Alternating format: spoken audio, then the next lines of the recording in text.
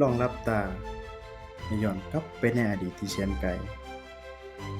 กลจนกระทั่งโลกของพวกเรายังเป็นโลกที่มิดอิมซิมเงียบสงบมีเพียงแต่เสียงลมที่พัดผ่านทุ่งหญ้าและก็เสียงสัตว์ป่าที่ดังอยู่ในความมืดในโลกใบนั้นบรรพบุรุษของพวกเรามนุษย์บ่ได้เป็นเจ้าของโลกใบนี้เลยพวกเขาเป็นเพียงส่วนหนึ่งของธรรมชาติ เป็นสัตว์ชนิดหนึ่งที่ต้องดิ้นรนเพื่อเอาชีวิตรอดไปวันๆชีวิตของพวกเขาก็คือการเดินทางที่โดดสิ้นสุดการอพยพย้ายถิ่นฐานตามภูมิสัตว์ไปตามฤดูกาลตื่นเช้ามาคำถามที่สำคัญที่สุดอยู่ในหัวของพวกเขาก็คือมื้อนี้จะกินหยังในคืนนี้พวกเขาจะไปนอนอยู่ไสเพื่อปลอดภัยพวกเขาอาศัยอยู่ในถ้ำ บีซ่อนสัตว์ป่านักล่าใส่เครื่องมือง่ายๆเฮ็ดจากหินเพื่อล่าสัตว์และก็ป้องกันตัวนี่คือโลกของยุคหินเป็นโลกที่มนุษย์เป็นเพียงผู้เอาชีวิตรอดแต่แล้วในจุดเปลี่ยนน้อยๆโลกของเฮามีจุดหนึ่งเนาะอาจจะว่าเป็นโดยบังเอิญก็ได้หรือว่าความตั้งใจก็ได้มีมนุษย์คนหนึ่งได้ไปค้นพบความลับที่ยิ่งใหญ่ที่สุดในของธรรมชาติ เขาได้ไปสังเกตเห็นว่า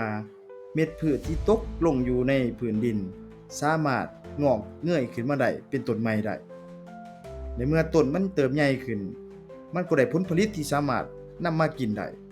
วินาทีนั้นเองคือวินาทีที่ทุกสิ่งทุกอย่างเปลี่ยนแปลงไปตลอดกาลมนุษย์ได้เรียนรู้วิธีการที่ว่าบ่ต้องไปล่อไปล่าสัตว์เพื่อมากินอีกแล้วเนาะ เพราะว่าเขาสามารถสร้างมันขึ้นมาได้เองคือมันเกิดว่าการปฏิบัติกสิกรรมมนุษย์ได้เรียนรู้วิธีการ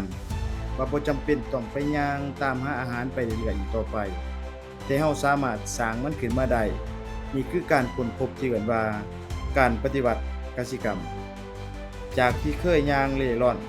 พวกเขาเริ่มตั้งถิ่นฐานสร้างเรือนน้อยๆอยู่ร่วมกันเป็นกลุ่ม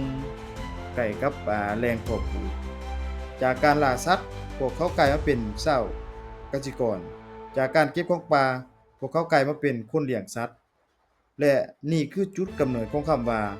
บ้านและชุมชนเป็นครั้งทำอิฐในประวัติศาสตร์ของมวลมนุษย์เมื่อคนจำนวนหลายมาอยู่รวมกันหมู่บ้านน้อยๆก็ค่อยๆเติบใหญ่ขึ้นจนกระทั่งในขณะที่ดินแดน ที่ลาบเพียงอันอุดมสมบูรณ์ระหว่างแม่น้ำสองสายดินแดนนี้มีชื่อว่าเมโสโปเตเมียหมู่บ้านเหล่านั้นก็ได้ขยายใหญ่ออกมาเนาะจนกลายเป็นเมืองแห่งทำอิฐของโลกเนาะก็คือเมโสโปเตเมียแต่การอยู่ร่วมกันของคนนับพันนับหมื่นก็สร้างปัญหาใหม่ขึ้นมาบรรพบุรุษของพวกเฮาบ่เคยพบเพาะมาก่อน จะฮู้ได้แนวใดว่าไผเป็นเจ้าของที่ดินตอนใดเนาะและจะแบ่งผลผลิตเก็บเกี่ยวมาได้แนวใดถ้าเกิดมีการผิดเถียงกันไผจะเป็นคนตัดสินเพื่อจัดการความวุ่นวายนี้พวกเขาจึงคิดค้นสิ่งที่ทรงพลังที่สุดนั่นก็คือการเขียนในยุคทำอิฐมันเป็นเพียงอักษรผูกภาพง่ายๆเนาะที่ใส่บันทึก ว่าไผจักว่าไผมีข้าวบาเลจักกระสอบไผเป็นหนี้ไผอยู่แด่แต่ในเวลาต่อมาอักษรรูปภาพเหล่านั้นก็ได้มีการพัฒนาจนกลายเป็นอักษรเกินว่าอักษรคูนิฟอร์มที่สามารถใส่บันทึกเรื่องราวบทกวีและที่สำคัญที่สุดก็คือกฎหมายที่เมืองบาบิโลนกษัตริย์ฮัมมูราบี ได้สร้างประมวลกฎหมายฮัมมูราบีขึ้นมาซึ่งเป็นหลักฐานจริงทั้งอิฐที่แสดงให้เห็นถึงว่ามนุษย์เริ่มสร้างแนวคิดเรื่องความยุติธรรมที่เป็นระบบบ่แม่นเพียงแต่การตัดสินความพอใจของผู้มีอำนาจต่อไป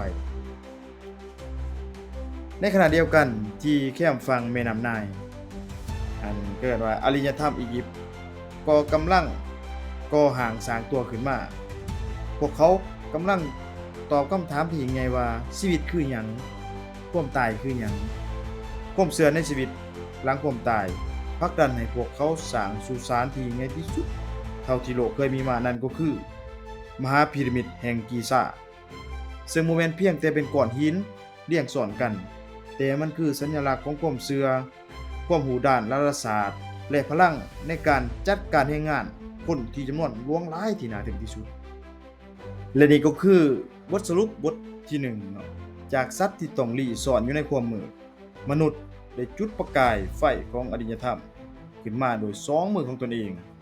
พวกเขาเปลี่ยนจากผู้เอาชีวิตรอดมาเป็นผู้สร้างสรรค์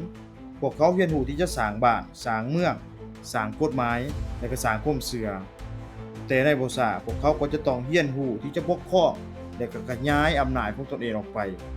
และนั่นจะนำพาพวกเขาไปสู่ยุคแห่งจักรพรรดิอันยิ่งใหญ่และความขัดแย้งในบทต่อไปถ้าหมู่เพื่อนมักในการเดินทางบททำอิฐเนาะของมวลมนุษยศาสตร์เฮานี่ก็อย่าลืมกดไลค์กดติดตามไว้แล้วเฮาจะพาบรรดาทานลงไปเจาะลึกเนาะแล้วก็เดินทางไปแห่งยุคจักรพรรดิในบทที่2อย่าลืมกดไลค์กดติดตามไว้เด้อสำหรับวันนี้ขอขอบใจสบายดี